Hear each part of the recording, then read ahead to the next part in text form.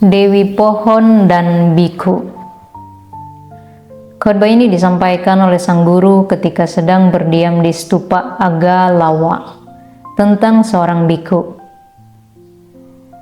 Setelah sang guru mengizinkan anggota sangha untuk bertempat tinggal di luar wihara, dan ketika Bendahara Raja Gaha dan orang-orang sibuk menyiapkan tempat tinggal, seorang biku dari Alawi memutuskan untuk membangun sendiri sebuah tempat tinggal.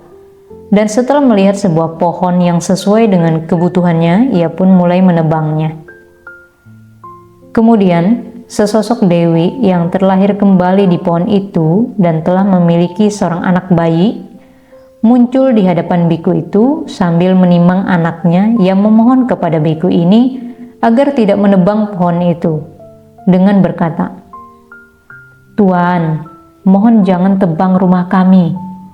Saya tidak mungkin dapat membawa anak saya pergi berkelana tanpa memiliki rumah."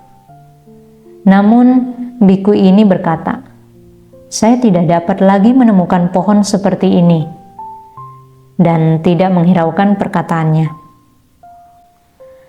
Dewi Pohon berpikir, jika ia mengasihani anak ini, ia akan berhenti melakukannya, dan menaruh anaknya di atas sebuah ranting pohon itu. Meskipun demikian, biku ini telah mengayunkan kapaknya sehingga tidak mampu mengendalikan kekuatan kapaknya dan memotong lengan anak itu. Dengan diliputi kemarahan, Dewi Pohon mengangkat kedua tangannya dan berseru, "Saya akan memukulnya hingga mati."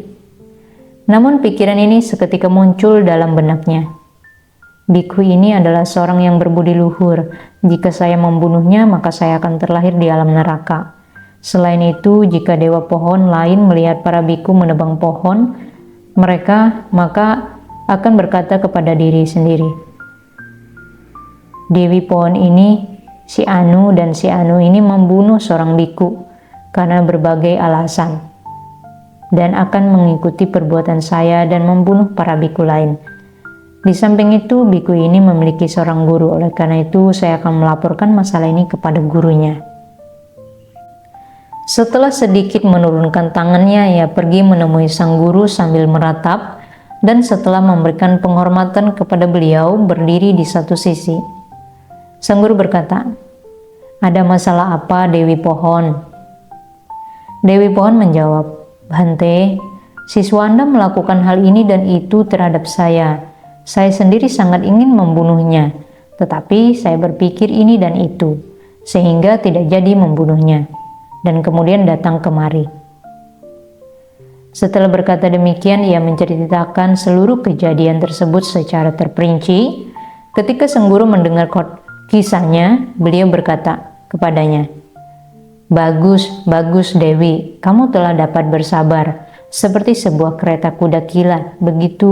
Begitulah ketika kemarahanmu muncul." Setelah berkata demikian, beliau mengucapkan bait berikut, "Barang siapa yang mengendalikan kemarahan seperti sebuah kereta kuda kilat, ketika kemarahan muncul, saya menyebutnya sebagai seorang kusir, orang lain hanyalah pemegang tali cemeti."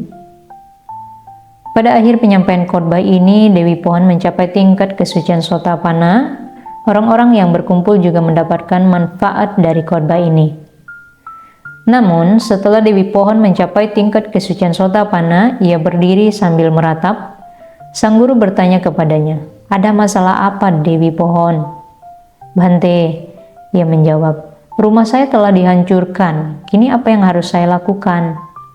Sang guru berkata, "Sudahlah Dewi Pohon, jangan merasa risau. Saya akan memberimu sebuah tempat tinggal." Dengan perkataan tersebut, sang guru menunjuk sebuah pohon di dekat Gandhakuti di Jetawana yang telah ditinggalkan oleh sesosok dewa pohon sehari sebelumnya, dan beliau berkata, "Di tempat tertentu terdapat sebuah pohon yang berdiri kokoh. Masuklah ke dalam pohon itu." Kemudian Dewi Pohon masuk ke dalam pohon itu. Sejak saat itu, dikarenakan Dewi Pohon telah menerima tempat tinggal sebagai hadiah dari Sang Buddha, meskipun makhluk yang sangat kuat mendekati pohon itu, mereka tetap tidak dapat menggoyahkannya. Sang guru mengambil kisah ini untuk dijadikan sebagai peraturan yang berisi tentang larangan melukai tanaman dan pepohonan.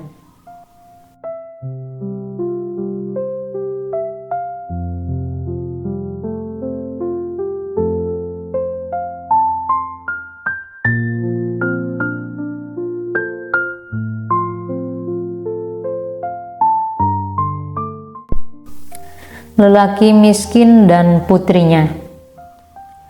Khotbah ini disampaikan oleh sang guru ketika sedang berdiam di Weluana setelah beliau telah bersantap di rumah utara tentang utara sang umat wanita. Rangkaian kisah ini adalah sebagai berikut. Puna memperoleh jasa kebajikan. Kisah ini bermula dari seorang lelaki miskin di Raja Gaha bernama Puna yang mencari nafkah dengan bekerja untuk bendahara Sumana. Puna memiliki seorang istri dan seorang anak perempuan bernama Uttara. Mereka berdua juga bekerja sebagai pembantu di rumah bendahara tersebut. Suatu hari, mereka membuat pengumuman di Raja Gaha, biarlah semua orang berlibur di Raja Gaha selama 7 hari.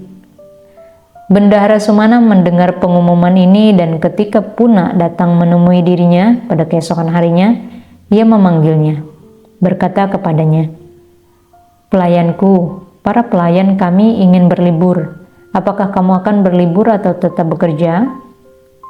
Puna menjawab, "Tuan, berlibur hanyalah untuk orang kaya. Saya tidak mempunyai beras yang cukup di rumah saya untuk dijadikan bubur pada esok hari. Apa gunanya saya berlibur? Saya akan membawa sapi saya dan pergi membajak ladang." "Bagus sekali, bawalah sapimu dan pergilah membajak ladang." Maka Puna pun membawa sepasang sapi yang kuat serta sebuah cangkul dan pulang ke rumah, berkata kepada istrinya, "Istriku tercinta, para penduduk sedang berlibur, tetapi saya sangatlah miskin sehingga saya terpaksa harus tetap bekerja. Sewaktu kamu membawakan makanan saya esok, masaklah nasi untuk saya 2 kali lipat lebih banyak daripada biasanya." Setelah berkata demikian, ia pun pergi ke ladang. Pada hari itu, Sariputta Thera bangkit dari kebahagiaan alam jana yang telah berlangsung selama 7 hari dan berpikir dalam diri beliau, "Kepada siapakah saya harus memberikan berkah hari ini?" Merasa bahwa Puna telah masuk ke dalam jejaring kebijaksanaannya, ia lanjut berpikir, apakah ia memiliki keyakinan dan akankah ia mampu menjamu saya? Merasa bahwa Puna memiliki keyakinan sehingga akan mampu menjamu dirinya dan bahwa ia akan mendapatkan kejayaan dan kebajikan tersebut, Sang Thera pun membawa Pata beserta jubah pergi ke ladang tempat Puna sedang membajak. Berdiri di pinggir sebuah lubang dan memandang semak belukar dengan seksama. Ketika Puna melihat Sang Thera, ia meninggalkan pekerjaannya, memberikan penghormatan kepada Sang Thera dengan bernamaskara dan berkata kepadanya, "Anda pasti membutuhkan sebuah tusuk gigi." Dan setelah menyiapkan sebuah tusuk gigi, ia pun memberikannya kepada Sang Thera. Kemudian Sang Thera mengeluarkan pata dan wadah air dari dalam lipatan jubahnya dan memberikannya kepada Puna. Beliau pasti menginginkan air, pikir Puna. Maka dengan membawa wadah air, ia mengambilkan air dan memberikannya kepada Sang Thera. Sang Thera berpikir, lelaki ini tinggal di rumah yang paling ujung. Jika saya pergi ke depan pintu rumahnya, maka istrinya tidak akan dapat melihat saya. Oleh karena itu, saya akan menunggu di sini sampai ia keluar, membawakan makanan untuknya. Maka Sang Thera menunggu di sana sejenak dan ketika ia merasa bahwa istri Puna telah berangkat, ia pun mulai berjalan menuju ke kota. Istri sang lelaki miskin ini melihat Sang Thera di jalan dan berpikir sendiri, "Dulu ketika saya memiliki barang derma untuk diberikan, saya tidak bertemu dengan Sang Thera, dan kembali ketika saya bertemu dengan Sang Thera, saya malah tidak memiliki barang derma untuk diberikan. Meskipun demikian, hari ini saya tidak hanya bertemu dengan Sang Thera, tetapi juga mempunyai barang derma untuk diberikan. Akankah beliau memberikan berkah kepada saya?" Lalu ia meletakkan kendi nasi, memberikan penghormatan kepada Sang Thera dengan bernamaskara, dan berkata kepadanya, "Bhante, jangan pikirkan apakah makanan ini telah basi atau masih baik. Berikan saja berkah Anda kepada pelayanmu ini." Sang Thera memegangi pata, Istri Puna memegangi kendi dengan satu tangan dan mengambil nasi dari dalam kendi dengan satu tangan lainnya dan memberikan kepada Sang Tera. Ketika ia telah memberikan setengah bagian nasi, Sang Tera berkata, "Cukup." Setelah berkata demikian, Sang Tera menutupi Pata dengan tangannya. Istri Puna berkata, "Bhante, seporsi nasi ini tidak dapat dibagi dua. Mohon jangan berikan berkah kepada pelayan Anda ini pada kehidupan sekarang, tetapi berikanlah berkah kepadanya pada kehidupan yang akan datang. Saya ingin memberikannya semua kepada Anda tanpa tersisa." Setelah berkata demikian, ia menuangkan semua nasi ke dalam Pata Sang Tera dan membuat tekad sungguh-sungguh berikut. "Semoga saya dapat melihat Dhamma seperti yang Anda telah lihat." Maka terjadilah, kata Sang Tera. Dengan tetap berdiri, ia mengucapkan pernyataan terima kasih. Setelah duduk di sebuah tempat berair yang menyenangkan, ia pun menyantap makanan tersebut. Istri Puna pulang mencari beras baru dan memasaknya. Puna membajak tanah seluas setengah karisa dan kemudian karena tidak dapat menahan rasa lapar, ia melepas sapinya dan pergi duduk di bawah sebuah pohon sambil mengamati jalanan. Ketika istrinya datang membawakan nasi untuk dirinya, istrinya melihatnya dan berpikir dalam dirinya, "Itu suami saya, dirundung rasa lapar, duduk di pinggir jalan menunggu kedatangan saya. Jika ia memarahi saya dengan berkata, 'Kamu sangat lama sekali,' dan memukul saya dengan tali pecutnya, maka semua yang telah saya lakukan akan menjadi sia-sia. Oleh karena itu, lebih baik saya bicara terlebih dahulu." Maka ia pun berkata kepadanya, "Suamiku, kamu telah bersabar hari ini, dan jangan membuat semua yang telah saya lakukan menjadi sia-sia. Pada pagi hari ini saya berangkat keluar untuk membawakan nasi untukmu, tetapi di tengah perjalanan melihat Sang Panglima Dhamma, saya pun memberikan nasi untuknya. Setelah itu saya pulang ke rumah dan memasak nasi lagi. Kini saya telah datang, suamiku, berpuas hatilah." "Apa yang kau katakan, istriku?" tanya Puna. Setelah 2 kali mendengar penjelasannya, ia berkata kepadanya, "Istriku, kamu telah berbuat baik dengan memberikan nasi saya kepada Sang Tera. Saya juga memberinya sebuah tusuk gigi dan air untuk mencuci mulutnya pada pagi hari ini." Dengan hati yang puas, bersuka cita atas perkataan yang telah didengarnya, tubuh yang lemas karena belum makan sejak matahari terbit, ia pun membaringkan kepalanya di pangkuan istrinya dan tertidur lelap. Semua bongkahan yang telah dibajaknya di pagi hari itu, beserta tanah yang telah digali, berubah menjadi emas padat dan tampak terang seperti segenggam bunga kanekara. Puna bangun, memandang bongkahan tersebut dan berkata kepada istrinya, "Istriku tercinta, bongkahan yang telah saya bajak ini tampaknya telah berubah menjadi emas. Apakah kedua mata saya kabur hanya karena saya belum makan sejak pagi hari?" "Suamiku, baik makan ataupun tidak itu sama saja." Puna berdiri pergi ke ladang dan membawa sebongkah tanah. Ia membenturkan bongkahan tanah itu pada gagang bajaknya, lalu ia pun merasa bahwa bongkahan tanah itu adalah emas padat. "Oh," ia berseru, "hari ini buah kebajikan terhadap Yang Mulia Sang Panglima Dhamma telah menjadi kenyataan. Tetapi kita sendiri tidak mungkin dapat menyembunyikan dan menggunakan harta sebanyak ini." Maka ia menaruh emas tersebut ke dalam keranjang makanan yang telah dibawa oleh istrinya dan pergi ke istana kerajaan. Seketika raja telah siap menyambutnya, ia pun masuk ke dalam dan memberikan penghormatan kepada raja. "Apa itu pelayanku?" tanya raja. "Paduka," jawab Puna, "hari ini semua tanah yang saya bajak telah berubah menjadi emas. Apakah perlu diberikan perintah untuk memindahkannya ke istana?" "Siapa kamu?" "Nama saya Puna." "Lalu apa yang telah kamu lakukan hari ini?" "Pada pagi hari saya memberikan sebuah tusuk gigi dan air untuk cuci mulut kepada Sang Panglima Dhamma. Istri saya juga memberinya nasi yang dibawakan untuk saya." Ketika raja mendengar hal ini, ia berseru, "Hari ini buah kebajikan derma yang kamu berikan kepada Sang Panglima Dhamma telah menjadi kenyataan. Teman, apa yang harus saya lakukan? Kirimkanlah beberapa ribu kereta kuda dan pindahkan emas itu ke istana. Raja pun mengirimkan kereta kuda. Sewaktu para bawahan raja mengumpulkan emas-emas tersebut, mereka berkata, "Ini adalah milik raja." Kemudian semua bagian emas yang mereka ambil kembali berubah menjadi tanah. Mereka pulang dan melaporkannya kepada raja. Raja bertanya kepada mereka, "Apa yang kalian ucapkan ketika sedang mengumpulkan emas?" "Paduka," jawab mereka, "kami berkata bahwa emas-emas itu adalah milik Anda." "Para pelayanku," jawab raja, "siapakah saya? Pergi dan ucapkan, ini adalah milik Puna. Lalu kumpulkan emas-emas itu." Para bawahan raja melaksanakan perintah yang telah diberikan kepada mereka. Dengan seketika setiap bagian tanah yang mereka pegang kembali berubah menjadi emas.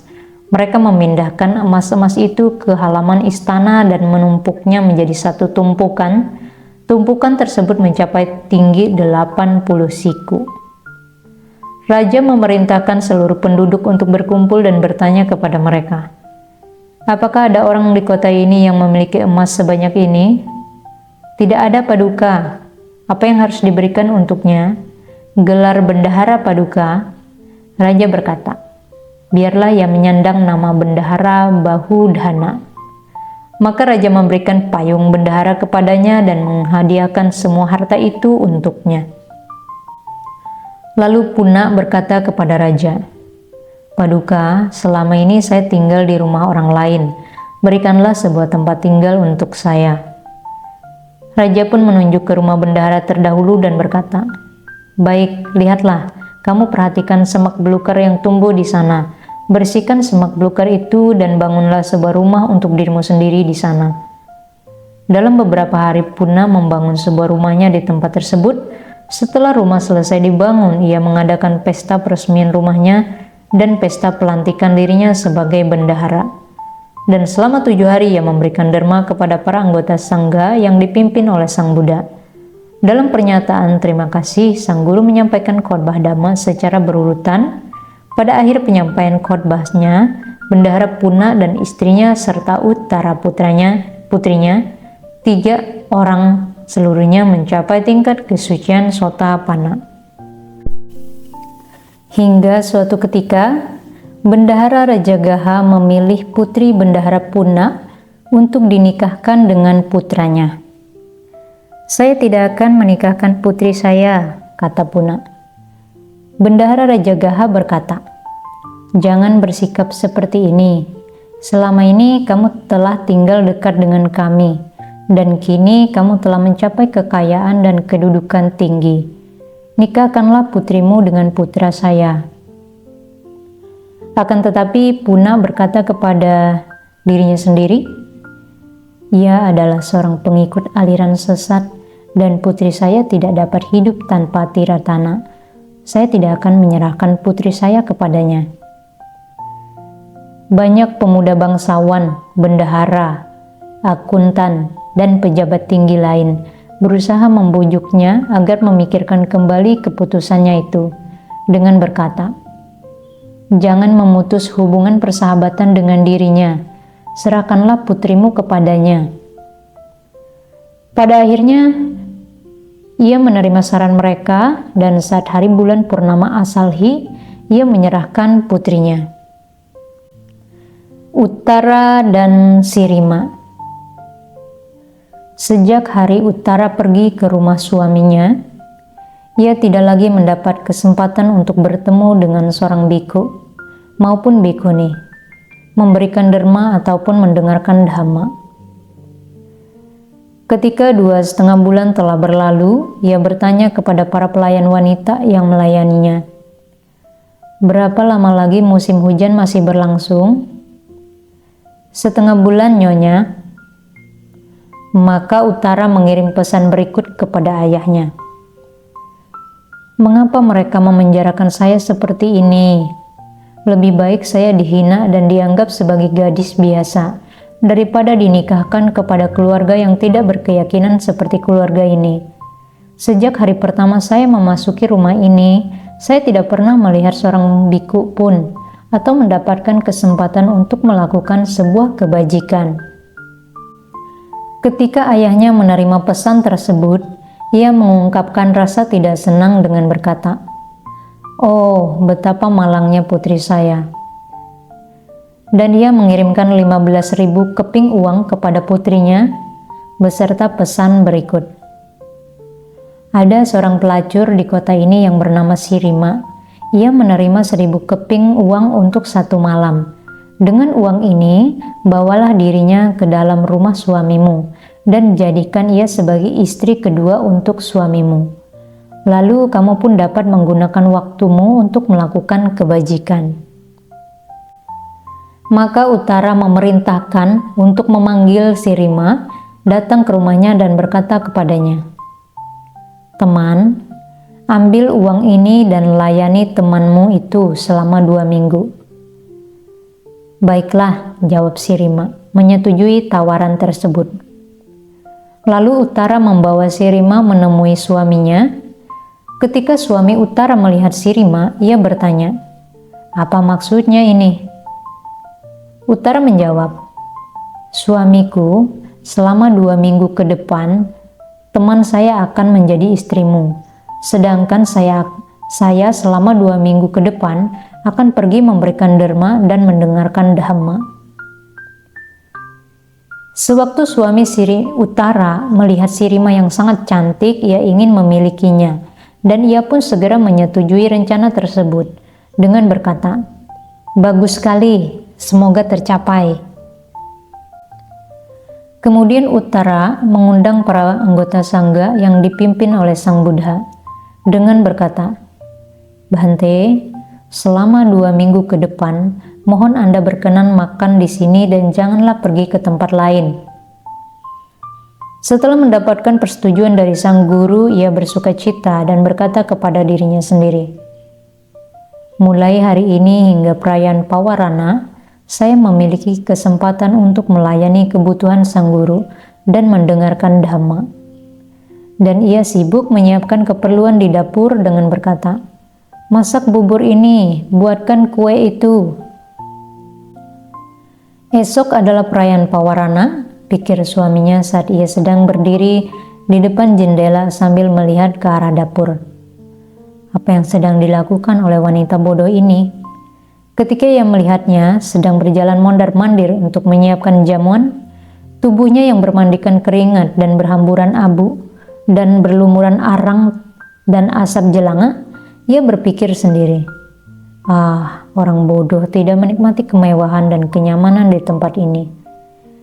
Saya akan melayani kebutuhan para biku pelontos," pikirnya, dan hatinya bersuka cita sewaktu ia berjalan-jalan. Ia pun tertawa dan beranjak pergi dari jendela tersebut. Ketika ia beranjak pergi dari jendela, Sirima yang berdiri di dekatnya berpikir apa yang ia telah lihat hingga ia tertawa. Melalui jendela yang sama ia pun melihat Uttara. Ia pasti tertawa karena melihatnya, pikir Sirima. Hubungan mesra pasti telah terjalin di antara mereka berdua. Seperti yang dikatakan bahwa meskipun Sirima telah tinggal di rumah tersebut sebagai seorang gundik selama 2 minggu, menikmati kenyamanan dan kemewahan, ia tidak menyadari bahwa dirinya hanya seorang gundik, malah menganggap dirinya sendiri sebagai nyonya rumah.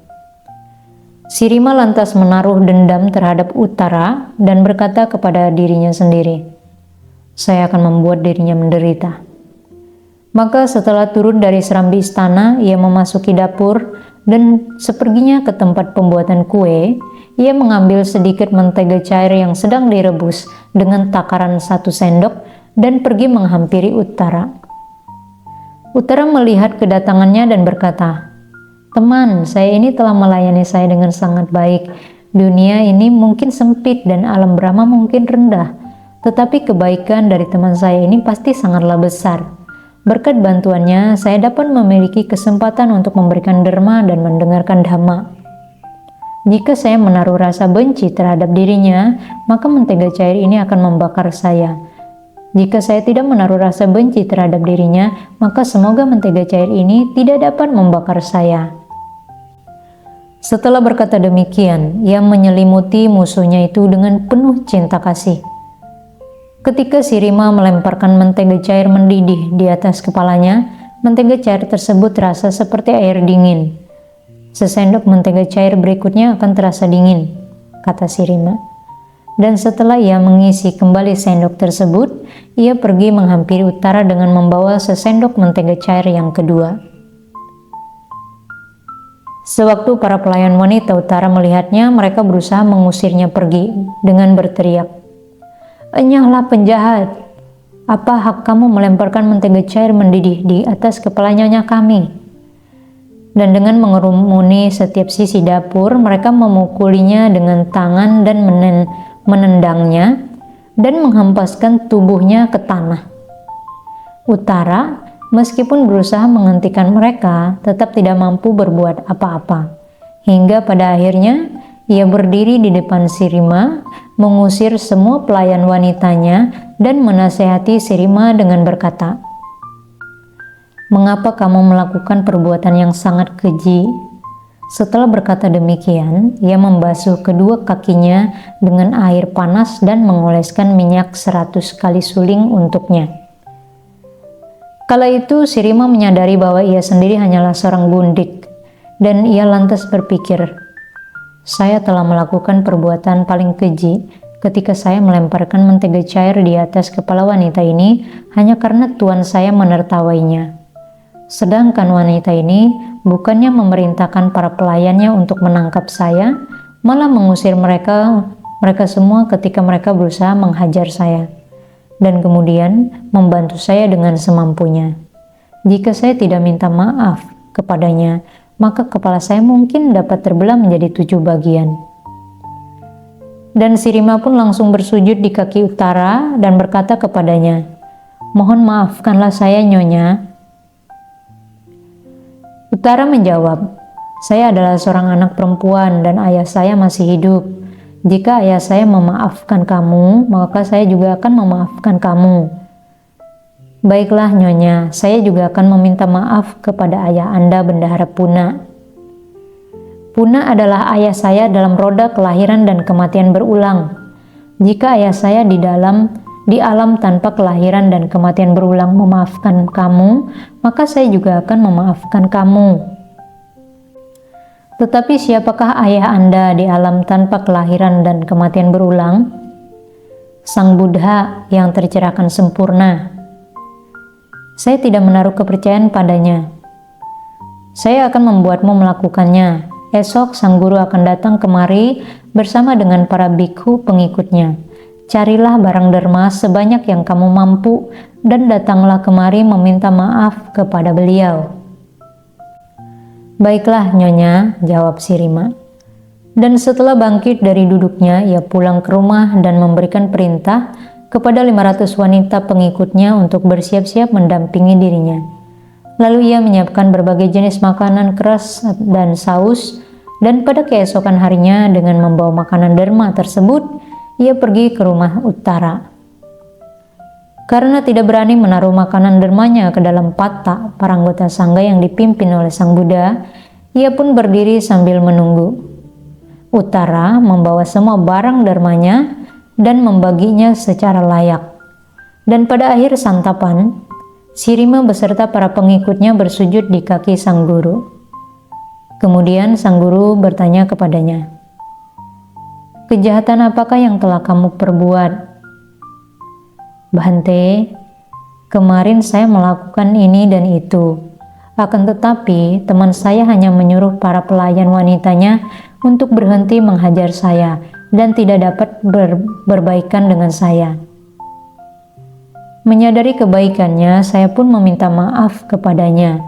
Akan tetapi ia berkata kepada saya, 'Jika sang guru memaafkan kamu, maka saya juga akan memaafkan kamu.'